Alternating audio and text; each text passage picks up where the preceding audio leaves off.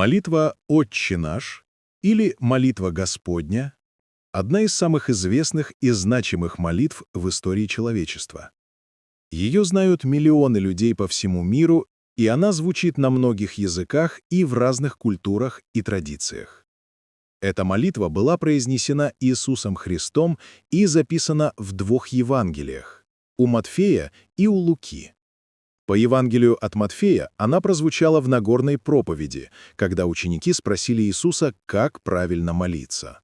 Иисус дал им образец. У Луки текст чуть короче. Там молитва дана была Иисусом в ответ на просьбу учеников: «Господи, научи нас молиться».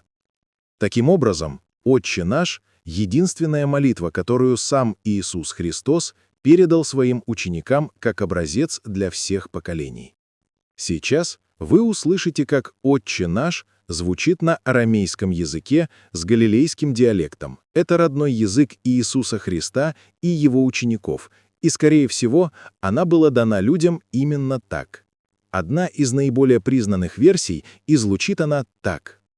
أبون دبشمايا نتقدش مخ تيثي ملكوتخ نهويت سفينخ أي كنا دبشمايا أف بأرعى هوفلن لخما دسنقنا يومانا وشبقلن هوبين أي كنا دبحنا شبقا لخيابين ولا تعلن لنسيونا الله بطصن من بشة مطول دلخيه ملكوثة وهايلا وتشبخت لأعلم عالمين آمين. Теперь важные моменты. В арамейском слово «аввон» богаче, чем просто «отче». Оно содержит оттенки значений «отец-мать», «источник жизни». Лахма — это хлеб, пища, все необходимое для жизни. Нисьюна — это испытание, искушение, проверка. Доксология, ибо твое есть царство, по большей части литургическое добавление, но в реконструкциях ее обычно оставляют. На арамейском речи Иисуса Христа не сохранилась. Греческий текст Нового Завета от Евангелий — первый зафиксированный письменный источник, канон молитвы «Отче наш», записанный именно на койне, общегреческом языке I века. Именно этот греческий текст считается каноническим оригиналом. Арамейская версия лишь реконструкция. Все остальные — латынь, славянский, русский, английский и другие — уже переводы с греческого. Так звучит «Отче наш» греческий канон по Евангелию от Матфея 6:9-13. Πάτερ ημών ο εν της ουρανούς, αγιαστήτω το όνομά σου, ελθέτω η βασιλεία σου, γεννηθήτω το θέλημά σου, ως εν ουρανό και επί γης. Τον άρτον ημών των επιούσιων δώσει μην σήμερον, κι άφες ημίν τα οφειλήματα ημών, ως και ημείς αφήκαμεν το ισοφιλέτες ημών. Και μη εις εν έγκυς ημάς εσπειρασμών, αλλά ρίσε ημάς από του πονηρού, ότι σου εστίν η βασιλεία και η δύναμις και η δόξα εις τους αιώνας. Αμήν.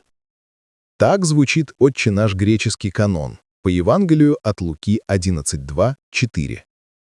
Πάτερ, αγιαστήτω το όνομά σου, ελθέτω η βασιλεία σου, τον άρτον ημών των επιούσιων, δίδου ημίν το καθημέραν, και άφες ημίν τα αμαρτίας ημών, και γάρα αυτή αφή εμεν παντί οφείλοντι ημίν, και μη εις εν έγκυς ημάς εις πειρασμών. Что важно знать? У Матфея полный текст, 7 прошений. У Луки сокращенный, 5 прошений. Финальная доксология «Ибо Твое есть царство и сила и слава во веки веков» «Аминь» в квадратных скобках, потому что в самых ранних греческих рукописях ее нет. Она появилась позже, в литургическом употреблении, сначала у православных, затем у протестантов. Католики в мессу ее не включают. В текстах Нового Завета в Евангелии от Матфея и Луки молитва передана на греческом языке. Арамейский оригинал был записан позже, поэтому существуют различные транскрипции и переводы. Иисус был трилингвом, он говорил на родном арамейском, а также на иврите для чтения писаний и греческом для общения с иностранцами. Если вы хотите слушать молитвы в правильном исполнении и произношении, все варианты есть у нас на канале. Для быстрой навигации ссылка на сборник в описании. Нам будет приятно, если вы поделитесь нашими видео и напишите теплый комментарий.